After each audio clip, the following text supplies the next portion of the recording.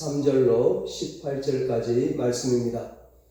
본문을 한번 읽고 말씀을 들으시면 감사하겠습니다. 오늘은 기도가 문제 해결의 열쇠입니다. 이런 제목으로 함께 은혜를 나누겠습니다. 세상을 살다 보면 여러 가지 어려운 문제들을 만나게 됩니다. 모두가 문제가 없기를 바라지만 그러나 문제가 없는 사람은 하나도 없습니다. 다른 사람은 다 편하고 나만 골치 아픈 것 같이 그렇게 생각되어도 절대 그렇지 않습니다. 편하게 보이는 사람도 그 속에 들어가 보면 다 문제를 안고 있습니다. 예수를 믿는 사람도 문제가 있고 예수를 안 믿는 사람도 문제가 있고 부자도 문제가 있고 가난한 사람도 문제가 있고 결혼한 사람도 문제가 있고 결혼을 안 한 사람도 문제가 있습니다. 누구에게나 어떤 사람에게나 다 문제가 있습니다. 이것이 인생입니다. 그런데 중요한 것은 문제를 문제로 놔둬서는 안 되는 것입니다. 그 문제의 답을 찾아야 하는 것입니다. 문제가 있다는 것은 해답도 있다는 말입니다. 해답 없는 문제는 없습니다. 해답 없는 문제를 냈다가는 큰일 나죠. 가끔 대학 수능 시험 같은 중요한 시험에 해답이 둘이다, 셋이다 하는 것으로 논란이 되는 경우가 많은데 만약 해답이 없는 문제를 냈다면 그것은 문제를 잘못 낸 것이죠. 문제에는 분명히 해답이 있습니다. 아무리 어렵고 복잡한 문제라도 반드시 해답은 있습니다. 이것은 인생의 문제도 마찬가지입니다. 어떤 인생의 문제든지 거기에는 해답이 있다는 것이 성경의 가르침입니다.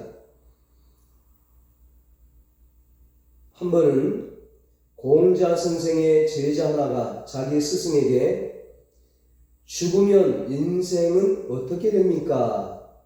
이 사후의 문제를 물어보았습니다. 그랬더니 공자 선생이 하는 말이 사는 문제도 다 알지 못하는데 죽은 후의 문제를 어찌 알 수 있겠느냐, 그렇게 대답했다는 겁니다. 정말 정직하고 솔직한 말이죠. 공자 선생도 알 수 없는 문제, 그러나 그 어려운 문제까지도 해답이 있다는 것이 성경의 가르침입니다. 문제에는 해답이 있다고 할 때 우리의 자세는 문제 때문에 고민하거나 절망하는 것이 아니고 문제의 해답을 찾아야 하는 것입니다. 구약 엘리사 시대에 수넴이라는 동네에 하나님을 경외하는 한 여인이 있었습니다. 이 여인이 하나님의 종인 엘리사를 잘 섬겼습니다. 자기 집에 엘리사가 쉴 수 있는 편안한 방도 하나 제공해주고 음식도 차려주면서 이 주의 종을 잘 섬겼습니다. 너무 고마운 엘리사가 이 여인에게 보답할 것이 없을까 살펴보니 그 집에는 이 여인에게는 자식이 없었습니다. 하나님을 경외하는 여인이었고 부자로 잘 사는 집이었지만 이 집에는 자식이 없는 문제를 안고 있었던 것입니다. 그래서 엘리사가 하나님께 간절히 기도함으로 하나님이 이 여인에게 아들을 허락해 주셨습니다. 이 아이가 자라서 하루는 추수하는 아버지에게 갔는데 갑자기 아이고 머리야 내 머리야 하면서 머리가 갑자기 아프다고 하면서 쓰러지는 거예요. 아이를 데리고 집으로 갔는데 얼마 후에 어머니의 무릎에서 이 아이가 그만 죽고 말았습니다. 귀한 자식을 잃었으니 그 슬픔이 얼마나 컸겠습니까? 그런데 하나님을 경외하는 이 여인은 그 엄청난 문제 앞에 절망하지 않았습니다. 그냥 울고만 있지 않았습니다. 문제의 해답을 찾기 시작합니다. 사환 한 명을 데리고 갈멜산에 있는 하나님의 사람인 엘리사에게로 쫓아갑니다. 자초지종을 이야기하고 엘리사를 자기 집에 데리고 와서 하나님의 능력으로 아이를 살려내는 것을 보게 됩니다. 문제에는 해답이 반드시 있다는 것을 깨닫고 그 해답을 찾는 것이 지혜요. 이것이 하나님을 믿는 성도들의 올바른 자세입니다. 그러면 우리 인생의 문제의 해답은 무엇입니까? 먼저는 하나님입니다. 에레미야 33장 3절에서 하나님은 말씀하십니다. 너는 내게 부르짖으라.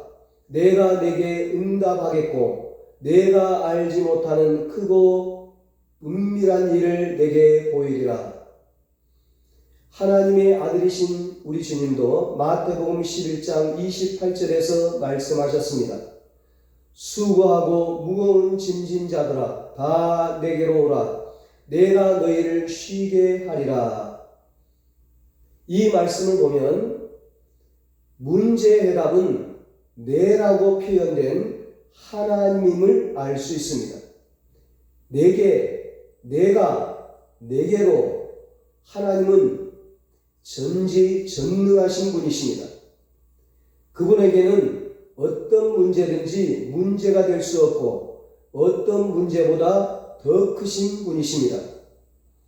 죽음의 문제, 고통의 문제, 질병의 문제, 개인의 문제, 가정의 문제, 국가의 문제, 전쟁의 문제 등 하나님은 모든 문제의 해답을 갖고 있는 유일한 문제의 해결자이십니다.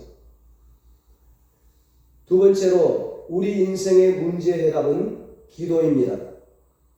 오늘 본문에서 야고보 장로는 이 사실을 너무나 분명하게 말씀하고 있습니다.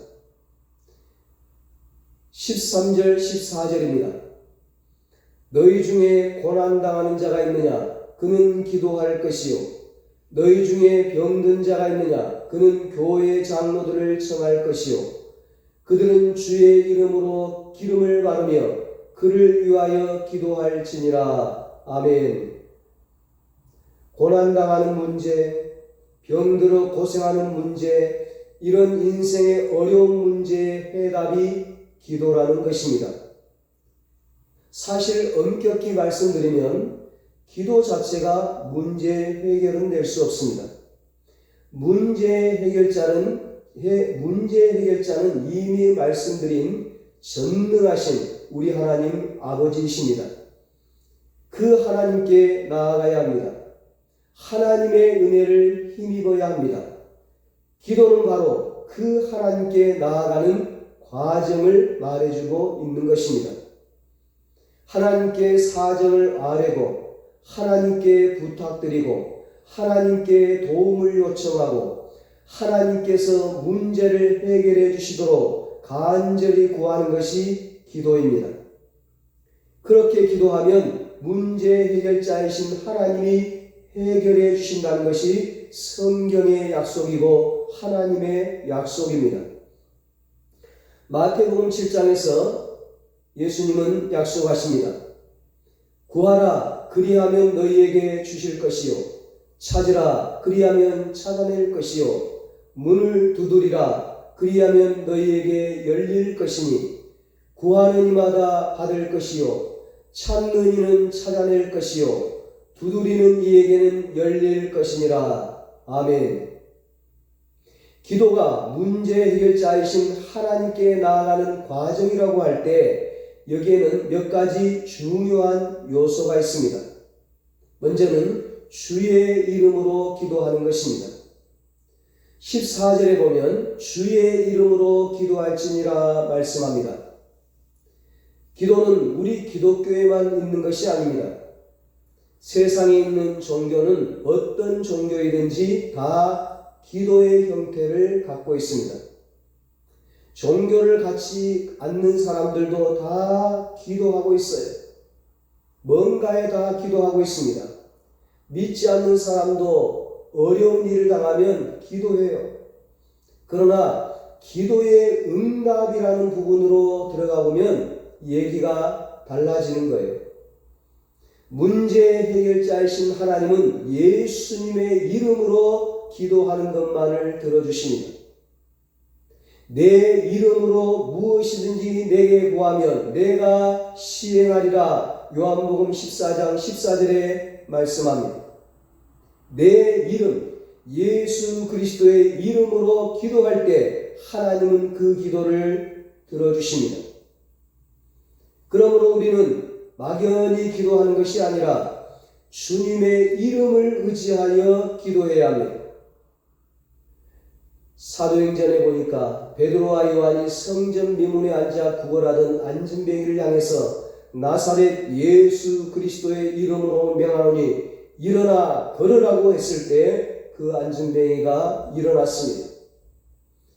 예수의 이름으로 기도할 때 능력이 나타나고 문제가 해결되고 응답해 주시는 것입니다.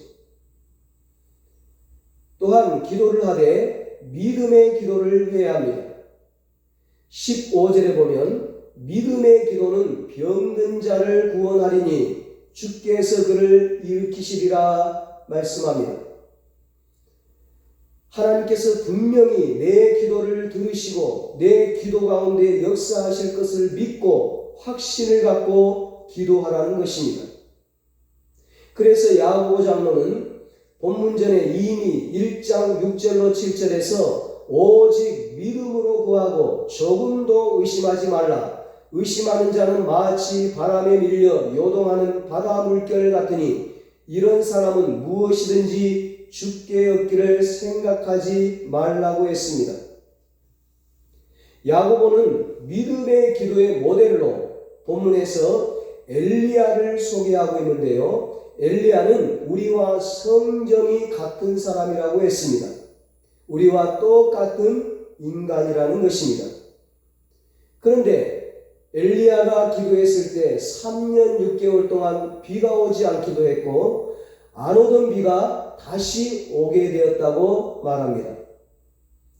그런데 그 비결이 무엇입니까?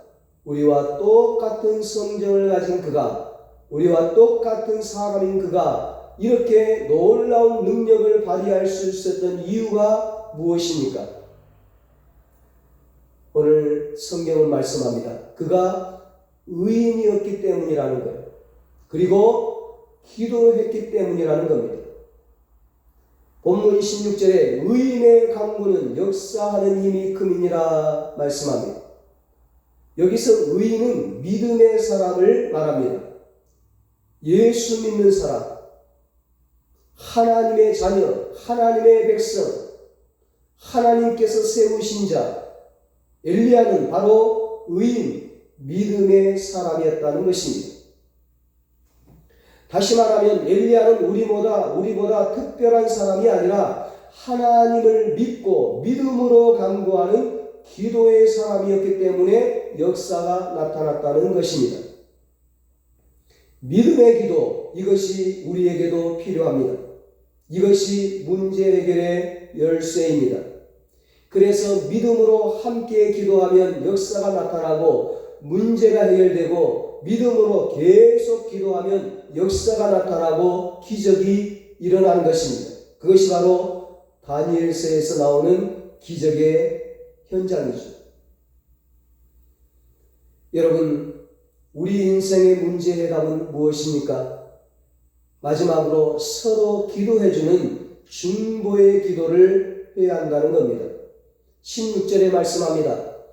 그러므로 너희 죄를 서로 고백하며 병이 낫기를 서로 기도하라. 의인의 강구는 역사하는 힘이 큼이니라. 서로 고백하며 서로 기도하라. 이 말씀처럼 서로 중보해 기도해 주라는 겁니다. 서로 기도해 주라는 거예요. 자기만 기도하지 말고, 나만을 위해서 기도하지 말고 서로 기도해 주라는 겁니다. 기도의 동역자가 되라는 것입니다. 하나님께 드리는 기도의 특징 가운데 하나는 하나님을 믿는 사람이 믿음을 갖고 예수의 이름으로 기도할 때는 그 효력이 다른 사람에게도 미친다는 것입니다. 내 가족이 믿지 않습니다. 그러나 믿는 가족이 그 믿지 않는 가족을 위해 기도하면 하나님은 그 믿는 사람을 보시고 믿는 사람의 그 기도를 들으시고 믿지 않는 가족에게도 은혜를 베풀어 주신다는 것입니다.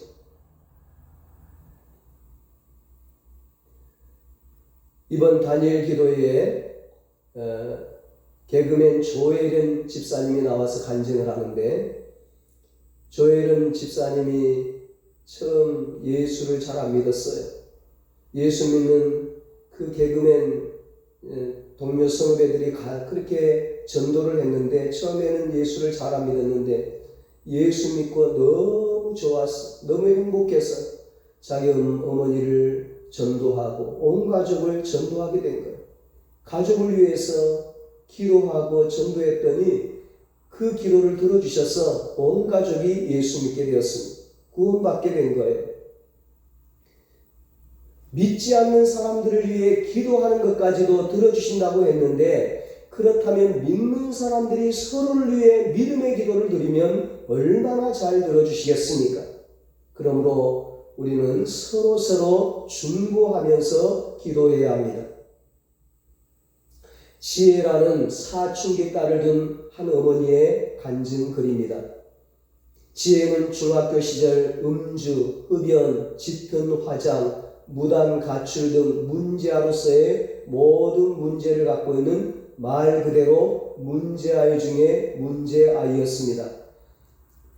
이 아이는 그림에 남다른 소질이 있었지만 아버지는 그 소질을 살려줄 생각을 하지 않고 무조건 공부만 하도록 강요를 했습니다.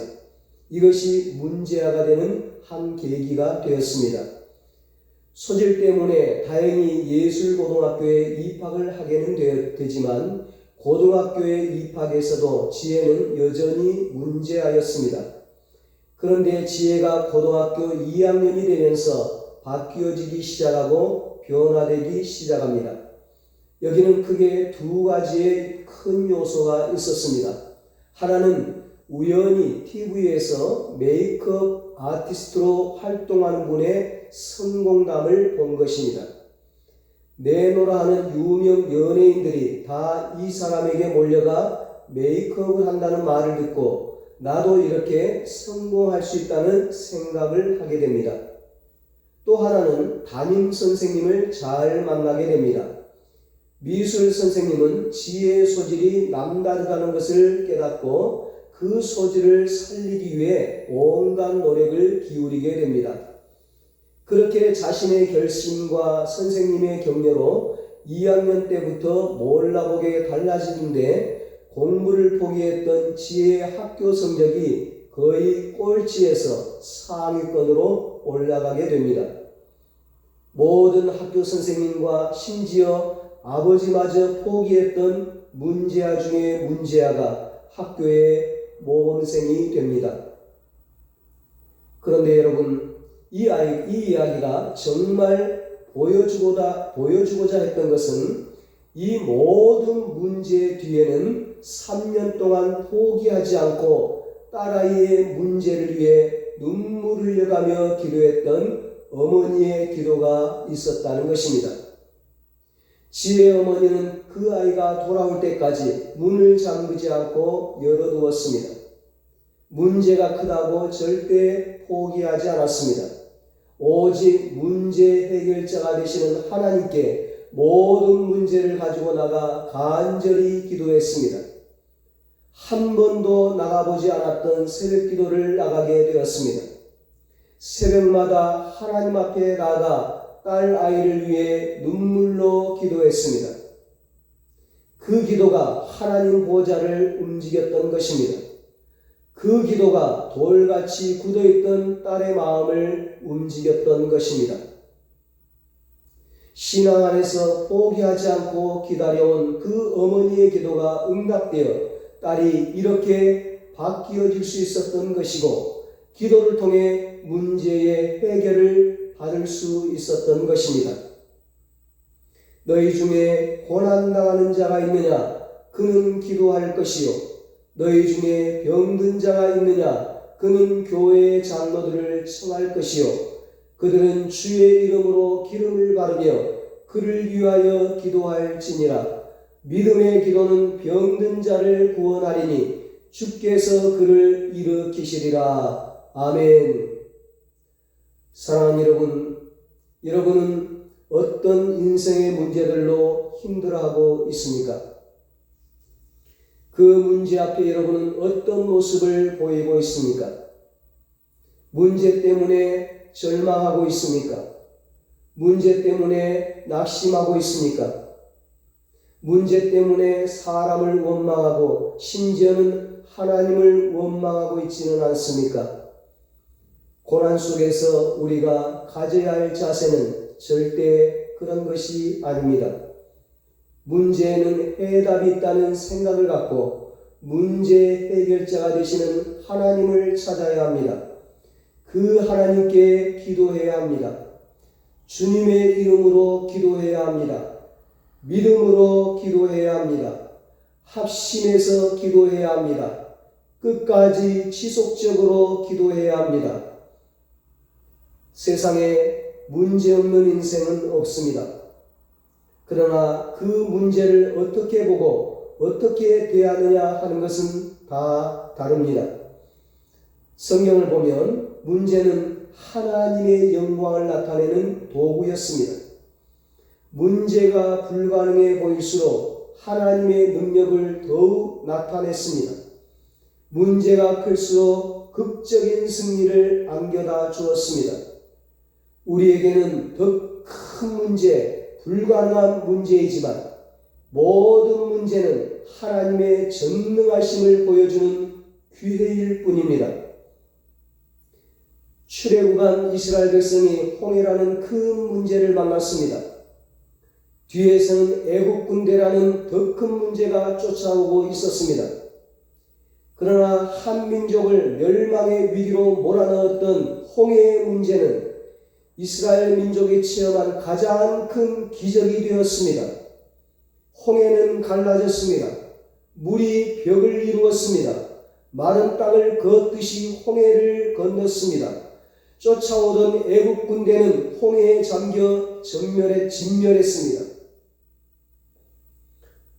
앞이 막히고 뒤가 막혀도 하늘은 열려 있습니다. 그렇게 하나님의 인도와 기적으로 그들은 지금 약속의 땅에 들어와 있습니다.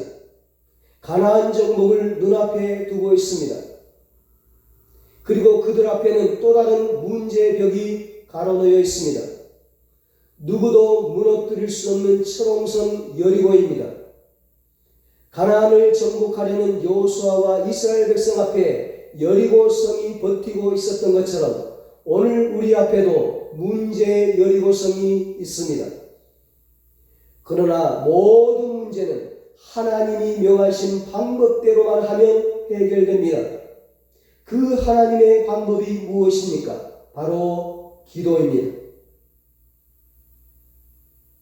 기도하면 여리고성과 같은 문제 장벽이 무너집니다. 기도하면 역사가 나타납니다. 기도하면 기적이 일어납니다.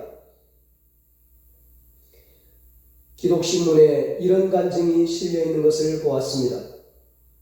사업에 열심 있는 사장이 있었습니다. 돈 벌고 사업하고 또 돈 벌고 사업하면서 근검전략하며 살았는데 그만 과로로 쓰러져 병원에 입원하게 되었습니다. 간암이라는 진단이 나왔습니다. 병원에서 치료를 받았지만 복수가 차고 가망이 없어 보이자 의사는 퇴원하라고 했습니다.